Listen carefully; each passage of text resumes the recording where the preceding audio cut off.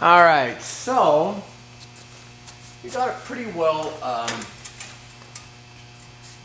beyond tacked together, enough that I think that I can at least start tweaking on.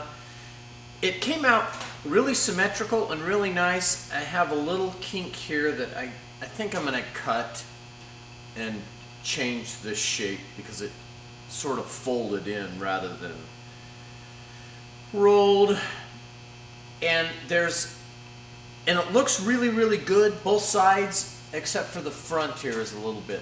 This side drops in a little bit more than this side. So I think since I've got this tunnel, I've got a little bit of wiggle room that I can move this over a little bit. And I think we can weld it up. And so I think the step now is I'll finish welding the top. And then I've got to finish the base piece, and do that, and then weld the two pieces together. So that's what I'm going to work on this morning. Yeah, after I have a cup of coffee. I don't want a cup of coffee before I do anything because see, this isn't really attached to that. I don't know why coffee makes that connection, but it seems to. So here's this kind of base. So one kind of feature that the stock or the TSS race bikes had was the front came up. So I think I'm going to tweak the front up a little bit and then match the tank. And this is a tunnel I missed on trimming this because if I trim it down where it's all flat, I'll run out of room here. Because I think I'm going to use the neck and put a piece of rubber or foam or something. So maybe the little piece of strip of rubber that I can put in there that'll mount that. One thing I was kind of thinking is, no, that's not going to work. I think I'll just have to maybe weld a couple of tabs that will locate it on the subframe here. What do you think? Nothing? You're not much help.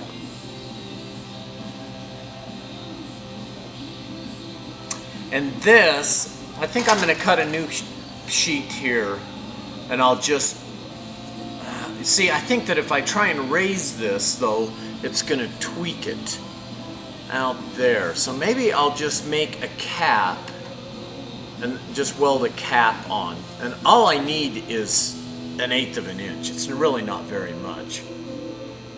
All right, on to that. All right, so made a template for the bottom.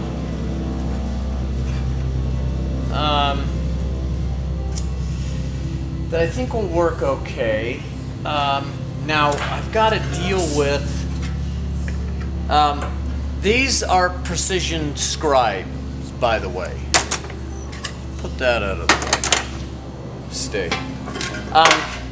So I'm going to cut this out. I'm not sure if I should cut it and re-weld it up because it's the whole thing is kind of contoured, and of course I'll just lop all of that off.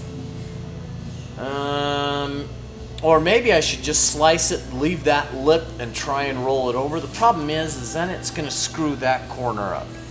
I'm not sure about that. Let's just leave that. So I cut that and reformed it, and I think I'm just going to,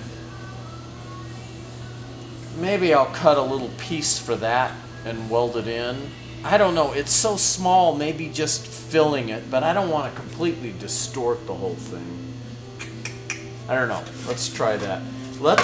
And then of course the front of this, I think I'm going to pie shape it, choink choink, and then just bend it up, and then this will be easy to bend and then tie this whole nose piece together. And I guess I've got to think about a filler.